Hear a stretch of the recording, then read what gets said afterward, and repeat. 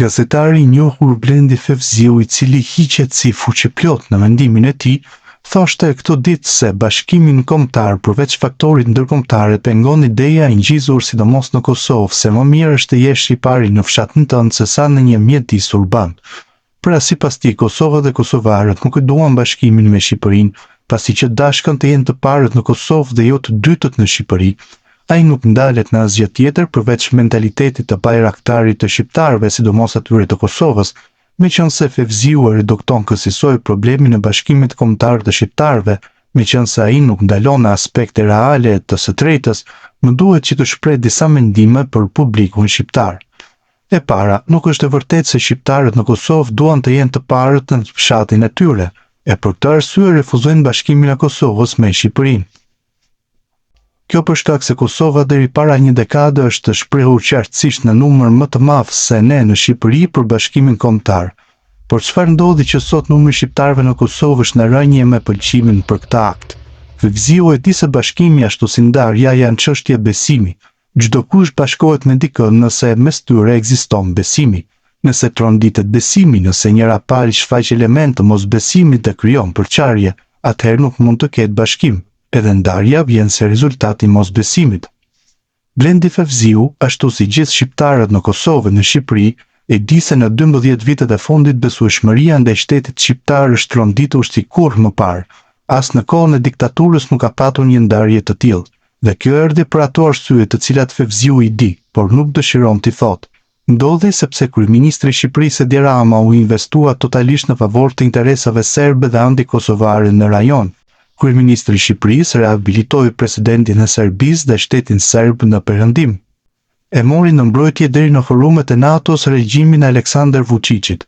Edi Rama ndoqi pikë për pikë idetë e projekteve serbe për Kosovën, mbështeti fillimisht krijimin e një Jugosllavie të re me Kosovën nën sovranitetin serb dhe me Shqipërinë pjesë të saj. Mbështeti më pas ndarjen e Kosovës dhe ndryshimin e kufive, dhe mori përsipër kalin e Trojës sa i përket mini Schengenit të transformuar me propozimin e Sorosit në Open Balkan. Mëtej akoma, kryeministri i Shqipërisë fillimisht shkoi në Kosovë në vizitë zyrtare dhe nuk takoi homologun e tij Sa Mustafën.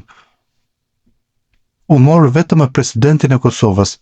Edi Rama i tha publikisht kryeministrit të Kosovës, Haradinajt Gomar, madje pa ditën e gjyq. Edi Rama e injoroi, e kërcënoi dhe i vuri sanksione kryeministrit dhe qeverisë Kurtit të Kosovës. Kryeministri i Shqipërisë mori anën e Serbisë dhe sa i përket dialogut dhe asociacionit serb në Kosovë. Edi Rama u përqafua 11 herë brenda një viti me presidentin e Serbisë. U shtrënguan fort të u puthën me njëri tjetrin gjithnjë si karshillok ndaj kryeministrit të Kosovës. Më shumë e kanë mbrojtur Kosovën shtetarët e Kroacisë se sa shtetarët e rilindjes së Shqipërisë Edi Ramës. Mund të rendis 1 milion fakte arsye të tjera, por mjaftojnë këto që mosbesimi i Kosovës dhe kosovarëve ndaj Shqipërisë që mban në krye të shtetit një narko-mafioz si Edi Rama për të dëshmuar se nuk janë të vërteta akuzat e Blendi Fevziut ndaj Kosovës dhe kosovarëve. Ai i di këto, por kam ndjesinë se këtë bashkim të Kosovës edhe Fevziu e sheh si shansin e tij për të zgjeruar mashtrimin e tregun e djallëzive kundër Kosovës. Si mund të dojë të bashkohet Kosova me një shtet në krye të cilit është një antikosovar dhe antikombëtar i certifikuar i cili në shenjë urrejtje e detyron të paguajë 10 euro për një rrugë nga Kosova në Shqipëri.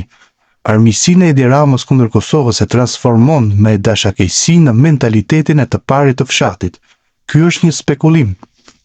Së dyti, një leksion për Fevziun dhe të gjithë ata që i besojnë atij për bashkimin kombëtar. Sipas të drejtës ndërkombëtare, bashkimi i një territori me territorin e një shteti tjetër bëhet duke u bazuar në vullnetin e 3 palëve. Palës nga e cila shkëputet ky territor. Kosova shkëputet nga Serbia, pra duhet të jetë dakord Serbia. Palës së cilës kërkon të bashkohet. Në rastin konkret, presupozohet se Kosova do të bashkohet Shqipërisë, pra Shqipëria duhet të jetë dakord. Dhe vetë palës që kërkon shkëputje njëkohësisht bashkim me një shtet tjetër, pra palës së Kosovës. Ky rregull ndërkombëtar vlen së paku sa kohë që Kosova nuk është anëtare e OKB-s.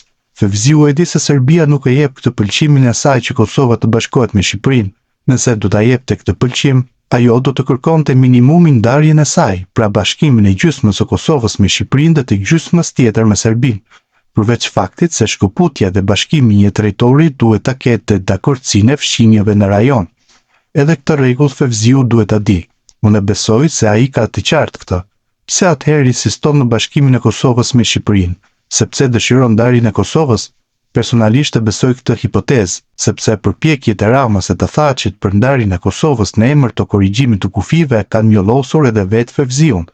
Ai u kthye në ato kohë në krye propagandistin më të madh të kësaj teorie së bashku me Baton Haxhiun, madje me shkop tregues në dorë, duke na treguar vijat e ndarjes dhe duke na predikuar se nuk bëhet nami pse Kosova jep Serbisë pasuritë e saj më të çmuara mbi dhe nën toksore.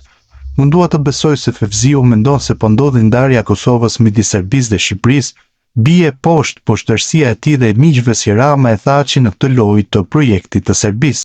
Së treti, Kosova e kosovarët nuk janë qorra dhe as shurdh. Ata e shohin se si qeveritë e Tiranës janë sjellë që prej vitit 1944 e këtej me Shqipërinë e Veriut, e kanë diskriminuar si në asnjë vend tjetër. Ata nuk pan në to 12 vite asnjë politikë ekuilibri të zhvillimit kombëtar. Pasuritë nën toksore dhe energjitike janë në veri, ndërkohë që veriorët janë më të varfrit e Europës. Ka mjaftuar një rrugë gjatë sezonit turistik në Shëngjina në Shkodër që kosovarët të provojnë si dyfish i kohës së udhëtimit kalon në 10 kilometra në bypassin e Lezhës, krahasuar me gjithë kohën tjetër të udhëtimit nga Prishtina në Milot. Kanë parë faktin se në jug të Shqipërisë ka autostrada dhe tunele, por askush nuk paguan taks për to dhe në veri taksat sa vine shtohen. Pse u dashka që ata të pranojnë tiraninë diskriminuese të një shteti të narkos? O Fevzi, nuk kisha dashur të bëja një replikë si kjo me Blendi Fevziun, por në këtë çështje për shumë pak arsye kam replikuar me mikun tim më të mirë, Arjan Starova, jo më me Blendi Fevziun. Kosova duhet të shohë interesat e saj dhe të hedhë poshtë me neveri çdo përpjekje provokuese të Fevziut dhe miqve të tij si Baton Haxhiu. Kosova nuk mund ta ketë model Shqipërinë e sotme për asgjë.